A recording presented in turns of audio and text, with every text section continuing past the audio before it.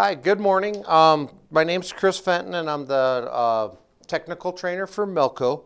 What we're going to be going over today has to do with the left and right movement of the red cap frame driver. What can happen to this cap frame driver, and we're still not 100% sure of the cause, but we're looking into it, is that there is a roller bearing that is inside the channel of the driver. When the driver rotates left and right, that bearing is what makes that movement smooth. When you are at hoop center, that bearing can become out of center of the rail that it rides in. Some of the symptoms of that could possibly be a X tracking or an X timeout error when you're sewing caps.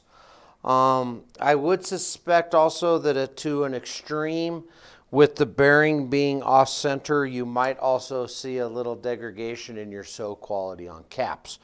So what we would like to cover today is how you check if this bearing is centered and how to correct it if it is not.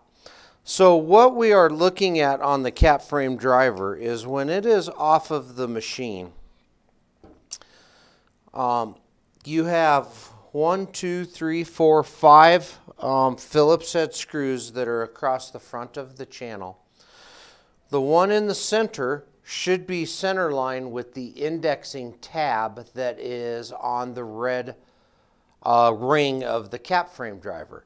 So we're going to verify that our cap frame driver is at mechanical hoop center.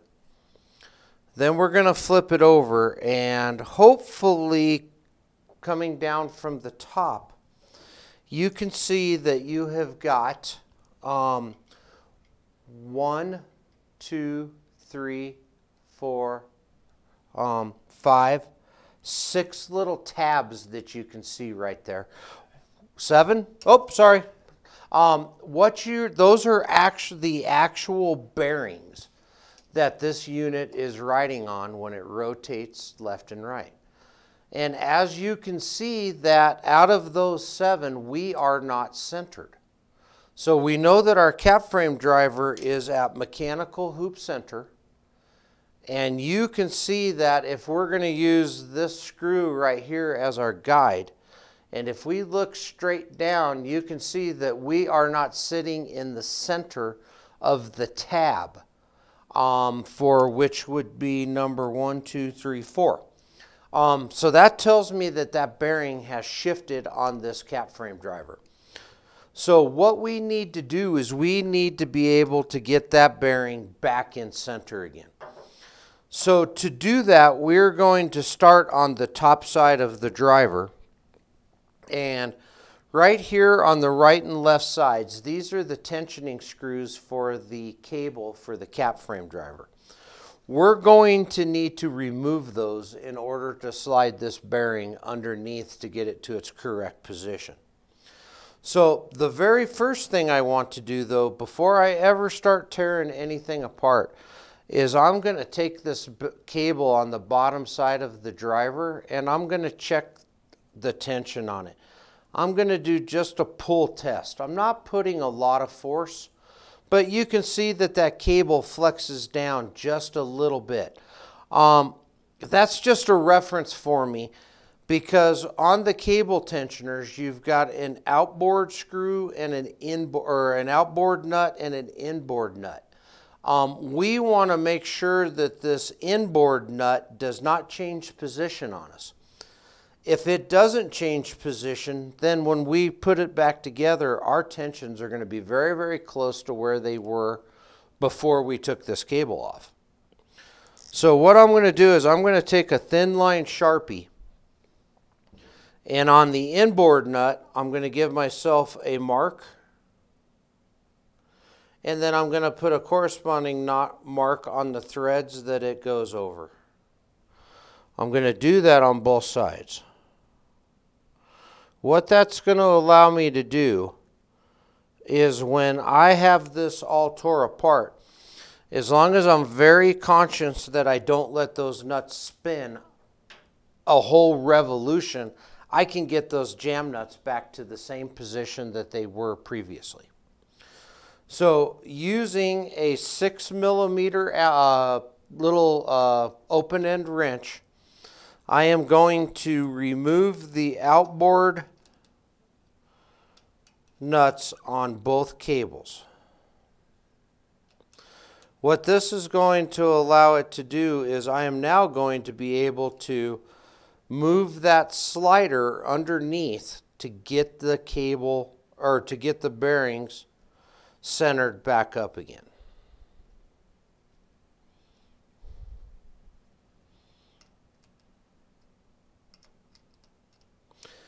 In some instances, you might have to hold the cable to get the nut to come loose. Luckily, I am able to hold that cable with my fingers.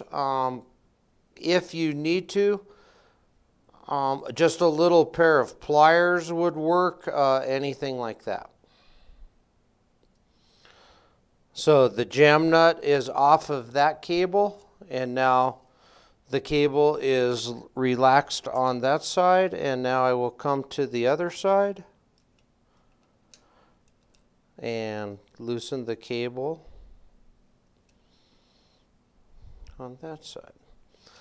Now with the cable loose, I am able to flip the driver over,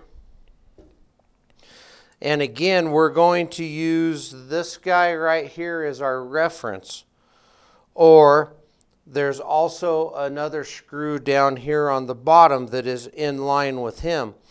We need those guys to be center line with tab number 4. So with the cables loose, I am able to slide this over, and the bearing is going to hit a hard stop. But now I can just slide it like this, and then I'm going to come back to my hoop center, and I'm going to check the alignment of this screw to the tab. As you can see, I'm better, but I'm not where I'm supposed to be. So I'm going to come over this way again, and I'm going to give it a couple taps against the hard stop. And I'm going to come back to my hoop center.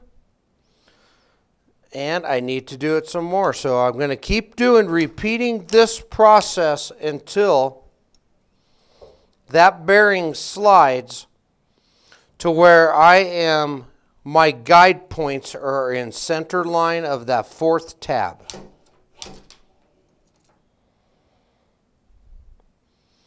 Very close.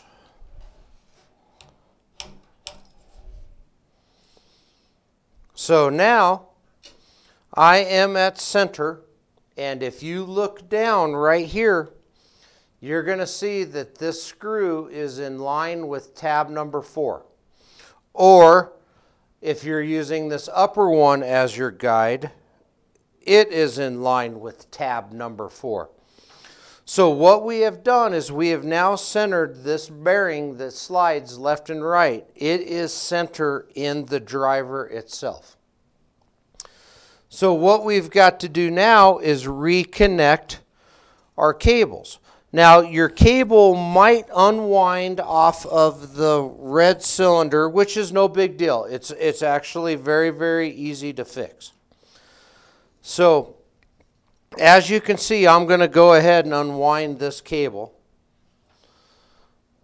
So this is the entire cable. So all I'm going to do is take the one that is in my left.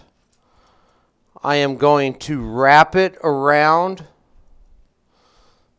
the red cylinder and get it to where it pops out on the right. I'm going to do the same for the cable on my right. I'm going to bring it back through.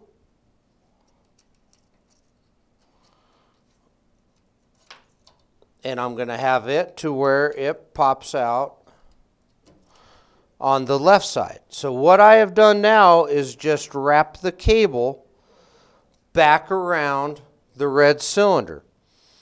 Now I'm placing those cables on the white guide wheels, holding the cable on the white guide wheels, I am going to come over to the top side, and I am going to slide my cable right back into the cable hold.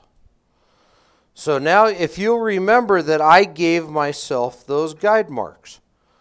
So I will just line those two guide marks back up and thread my jam nut into position until it hard stops against the bracket. Then I'm going to do the same to the other side. Okay, I have my guide marks, so I'm going to line those up. And now I'm going to put my screw or my nut back on.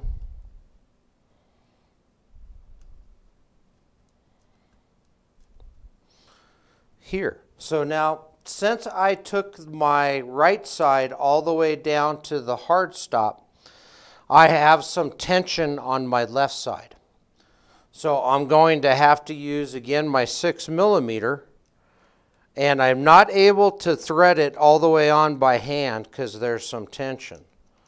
So what I'm going to do is I am going to use this, and I'm going to thread it on the rest of the way.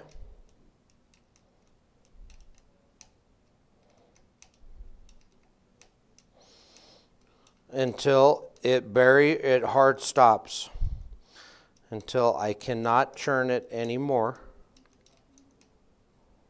Okay. You might have to use some pliers on one side to just hold the cable in place while I do my last tightening of that. I'm going to go ahead and just verify the other side is tight as well. For those of you that have done X cable tensioning, very similar to what we're doing right now. So now my cable is back installed on my driver. Remember, I did that little check before to see how far that cable flexed down from hoop center. I'm pretty darn close to exactly where I started before. I'm also going to hold the driver like this, and I'm going to rotate this ring to make sure that I don't have any mechanical binds in the driver. Driver feels very good. So another issue that can happen is that this cap frame driver in this area here does require lubrications. I don't believe that it is part of the lubrication schedule.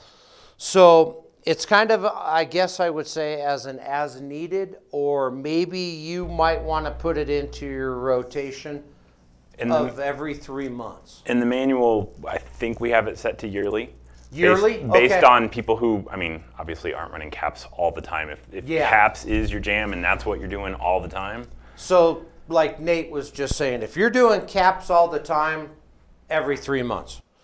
If you're doing caps sporadically, it would be a yearly maintenance. While we were here, I wanted to talk about the maintenance though and how you do it.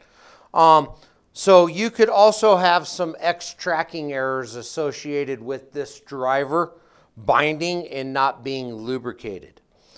So what you're going to do is you're going to slide the driver all the way one direction until it stops. As you can see, when that driver is slid all the way, you have a little channel right here. That little channel is what those bearings that we just adjusted. Yeah, try to say that 5 times fast in a row. That's where they ride. So I believe in the manual we're telling you multi-purpose grease because of that's the grease that we were using at the time. No, it's HP. Is it? Okay.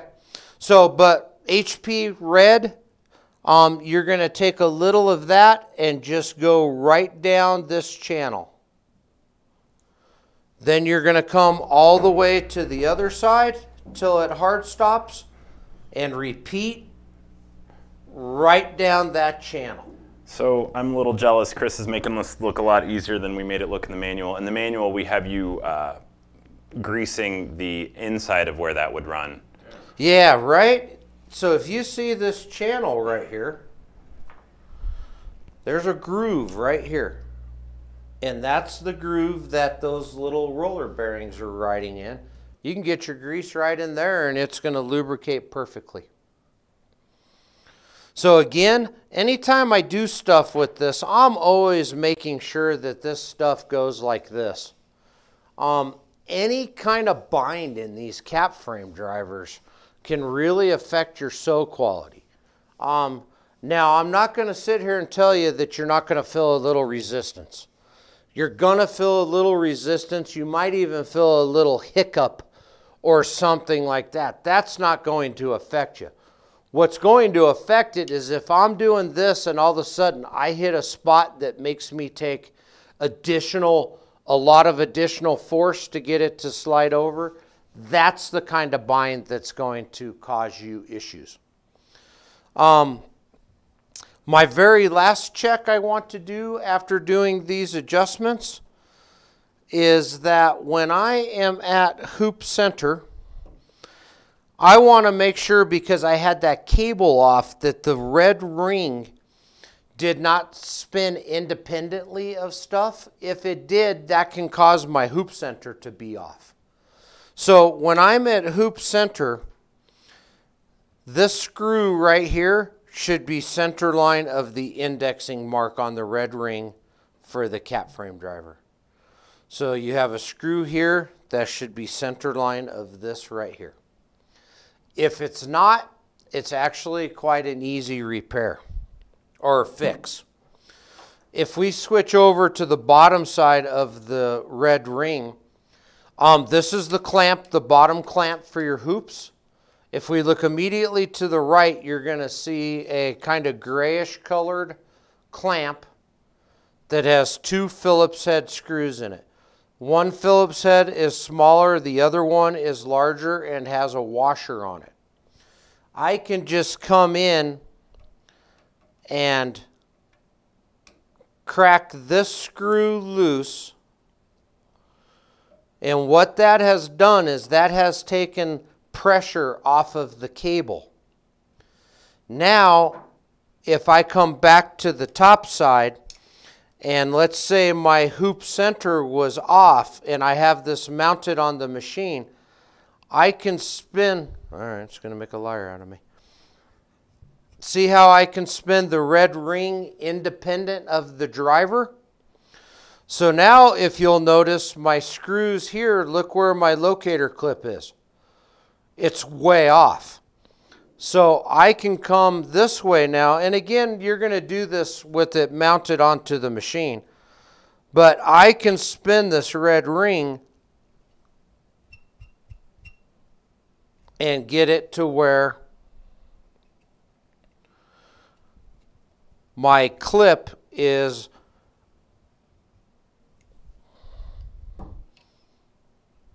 centered with that screw. So once I achieve that, I would take my driver back off and I would come here and I would just tighten the larger screw down again.